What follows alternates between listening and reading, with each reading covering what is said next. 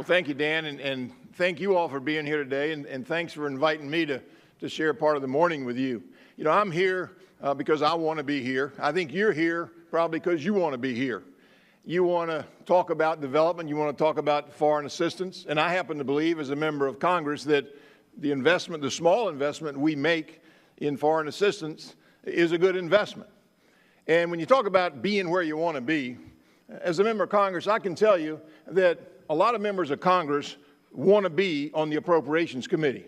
They want to be on that committee because that's the committee that spends the money. That's the committee that decides how much money you're going to spend and where you're going to spend it. Now, I sit on one of the subcommittees, actually 3 of them. One's called Defense, and that's where more than half of all the money that we spend goes. And that's important. It's an important responsibility. I chair a subcommittee called Financial Services and General Government, and so I'm in charge of overseeing and funding about 20 different agencies, starting with the Supreme Court of the United States and the IRS, which brings groans usually when I mention that. And then I sit on State and Foreign Operations. As Dan said, that's the subcommittee that spends money on foreign assistance. And when you talk about being somewhere you want to be, most members of Congress would like to be on the Appropriations Committee, but they're not necessarily anxious to be on the subcommittee that spends billions of dollars all across the world when that doesn't always play well back home.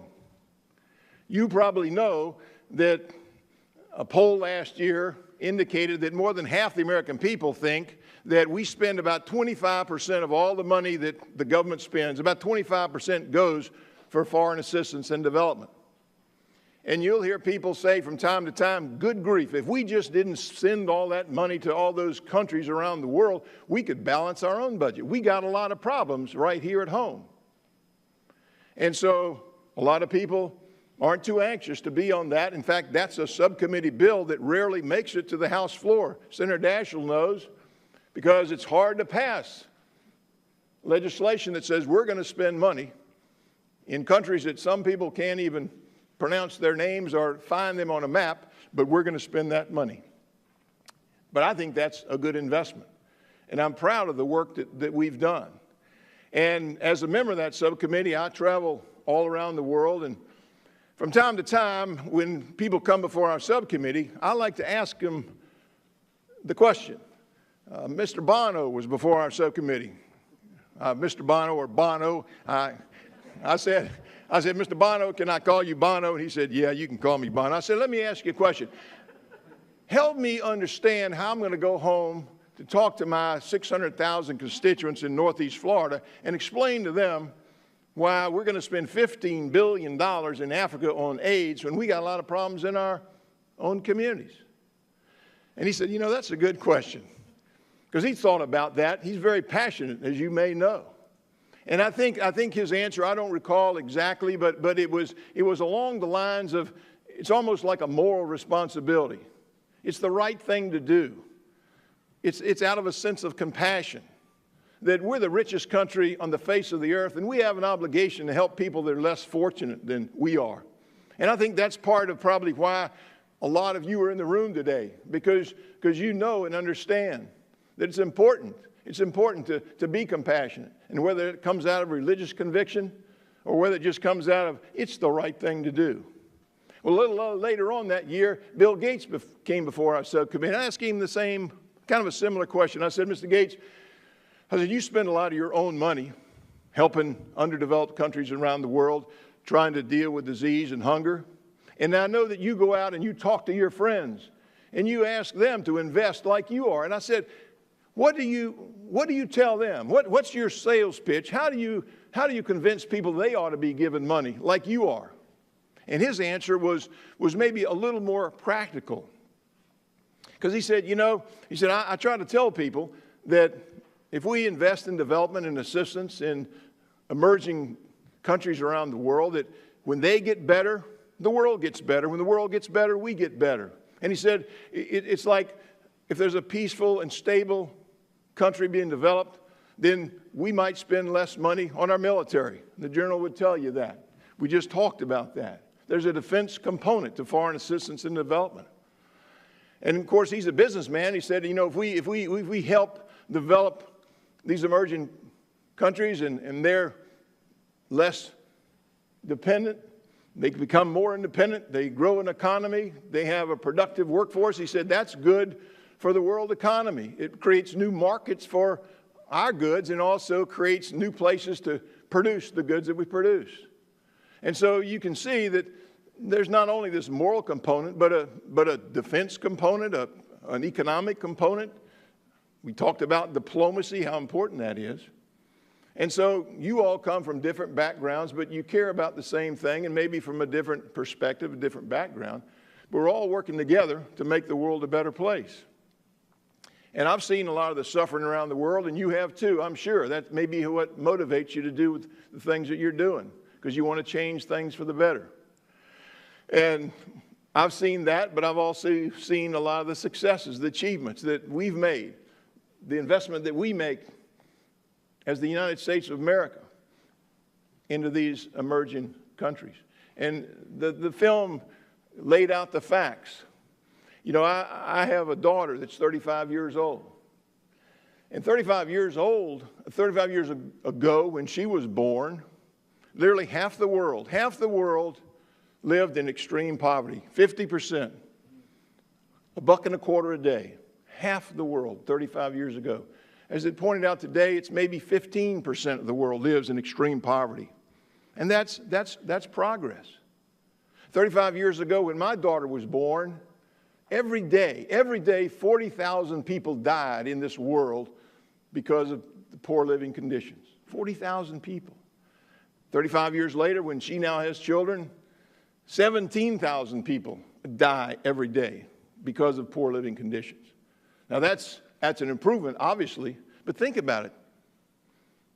That's good news in the sense that there are 8 million people that didn't die last year that would have died 35 years ago. But still, we've got such a long way to go. You look around the world and HIV/AIDS, 7.7 million people today are being treated because of PEPFAR.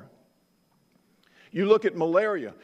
It was mentioned I chair the malaria, what we call a caucus in the House. And my job is to help educate my colleagues about what we're doing in the world of malaria. And the general will tell you that not only is malaria curable and preventable, but it's also the #1 infectious disease that our military has to deal with. And they can tell you that over the last 100 years, more people in the military have died from malaria than have been killed on the battlefield. But we're making progress there, and they can show you that in the last 10 years, and it's particularly tragic for young people, 5 years in age and younger. In the last 10 years, the death rate for 5-year-olds by malaria has been reduced by 50% worldwide. And it's 60% reduction in Africa. And a lot of times, all that is supplying people with a bed net, a mosquito net. And this year, they will distribute the 1 billionth, that's B as in billion, 1 billion mosquito nets will have been distributed in the last decade to help save 4 million lives from malaria. And so we're making progress. We're doing good things. We're achieving. But I think this conference, as that film pointed out so well, the world is changing, and it's changing rapidly. And we have to change with it. The small investment that the United States makes in development and foreign assistance, the work that you supply from the private sector and the NGO, you've got to be changing too. You've got to recognize that we have to evaluate and we have to reevaluate the work that's being done. We've got to innovate. We've got to be creative. We've got to recognize that all of this is interdependent.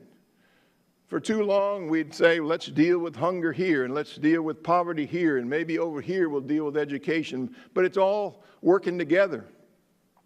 And if we can develop a safe citizenry, and yet there's no place for them to go to work or go to school or train, what have we done? And if we can build schools and ports and buildings, and yet we've got diseased citizens that can't get up and go to work, how is that helping? Somehow we've got to coordinate. We've got to be more flexible. And let me give you a couple of thoughts that I'm sure you'll be talking about today. I think, number one, there's a pretty good model in what they call the Millennium Challenge Corporation. About 10 years ago, under President Bush, that was created. This year, we'll spend about $1 billion that Millennium Corporation will be able to spend. And they enter into contracts with different countries, and you bring about a sense of country ownership. You don't just write another check and another check and another check, but you sit down with a country that's developing and say, what do you need? How can we help? And by the way, here's a way that you can help yourself. There are 20 criteria that we have that have to do with rule of law and women's rights and education and anti-corruption. And it's a contract, and they enter into that. And that brings about accountability. It brings about transparency. It brings about the ability to not only, as they say, give a man a fish, but to help the man become a fisherman. And they take ownership and they grow. And that's a model that we ought to think about. When I talk about coordination, one of the things that the President's Malaria Initiative has done over the last 10 years is try to bring together the Department of Defense, where they're working on a vaccine, where the CDC is working on a vaccine, where you've got the Peace Corps when you're trying to distribute mosquito nets, bringing about coordination. PEPFAR does great. They train people, but it's age-related, and we ought to think about how we can broaden that, because we've got to deal with not just AIDS, not just malaria, but tuberculosis and all the things that you know about. And the private sector is very much involved in there. I was just in Colombia, where Coca-Cola, in each of the countries they sell Cokes, they got to have a clean water supply, and so that kind of works pretty well with USAID to say, not only we got some fresh water to put in the Coke, but here's some for the folks to drink. My wife was in Bolivia not long ago, up in the mountains of the Andes, outside of Cochabamba in a little place called Aramacia, where if you didn't die by the time you were 2, you had the good fortune of living to maybe be 35 or 36. If you didn't die from dysentery, then you could wait and die when a chuga bug fell out of the thatched roof and bit your chest and you died from heart disease. And I asked my friends, how long do you usually stay when you go up there? And they say, well, we stay until the fresh water runs out, and then we come back. And still, we get sick from time to time. So we can do a better job of coordination. We've talked a lot about public-private partnerships. More and more, there's going to be private dollars put in, because we're not going to have a whole lot more federal dollars. This year, we'll spend about $25 million. And remember I said people think it's 25% of the spending? Think about it. Do the math. It's not even 1%. It's 0.6 of 1%. That's how much money that we spend as a federal government developing and assisting countries around the world. And that's not going to grow a whole lot. So it demands that we're more creative and that we're more accountable, that we're more transparent. USAID, Raj Shah, you remember, spent 5 years here and did a great job of bringing about a sense of accountability, not just spending money, not just measuring how much we put in, but measuring what kind of results did we get, and there are better ways to do that. And finally, it might be a good idea to broaden our horizon. We talked some about trade, and there's a trade component to foreign assistance. And one of the things that people don't talk about much is the violence that goes on in the world today, particularly among the poor. When I said that 15% of the people are now living in extreme poverty, and that's been reduced from 50% to 15%, but if you go back and look 35 years ago, about 2 billion people were living on $2 a day. They're doing better. They're not extremely poor, but they're poor. And not much has changed for them because of the violence that goes on that you don't read about and I don't read about. Maybe every now and then we read about human trafficking or sex slaves.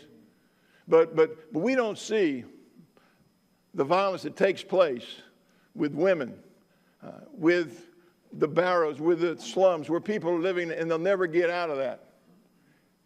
And we're not really focusing on that, but if we could do a better job of dealing with that, if you build a school, and there are places where I've talked to young women, they're not going to go to school because they can't afford to leave their little hut to go walk through the crowd to get to the school because they're probably going to get raped on the way, and they're just not going to take that chance. And so what good's a school if you can't get up and go to school. But maybe that's something that we could throw in that mix that we don't always talk about. How do you deal with that? And as it broadens into the world of terrorism that our military deals with all across the world. So there are things we can do. There are things that we can do better, and that's why you're here, and I wish you well. I just want to say, in closing, that number one, I think the small investment that we make as a nation arguably is one of the best investments we make in terms of what we get for the money we spend. But I would say we continue to need to evaluate and reevaluate and innovate. And when we bring everything together with its education and its relieving poverty and disease, when we do all those things and train people and educate them, what do? We unleash this tremendous human spirit. And then kids can go to school. Moms and dads can go to work. Communities can flourish. Businesses can grow. And we, the United States of America, can be part of building relationships with these developing nations around the world. So I look forward to continue that work. I thank you for the work that you do, and thank you for having me here today. Thank you so much. And when you talk about being where you want to be, as a member of Congress, I can tell you that a lot of members of Congress want to be on the Appropriations Committee. They want to be on that committee because that's the committee that spends the money. That's the committee that decides how much money you're going to spend and where you're going to spend it. Now, I sit on one of the subcommittees, actually 3 of them. One's called Defense, and that's where more than half of all the money that we spend goes. And that's important. Well, thank you, Dan, and thank you all for being here today, and thanks for inviting me to share part of the morning with you. You know, I'm here because I want to be here. I think you're here probably because you want to be here. You want to talk about development. You want to talk about foreign assistance. And I happen to believe, as a member of Congress, that the investment, the small investment we make in foreign assistance is a good investment. Being somewhere you want to be.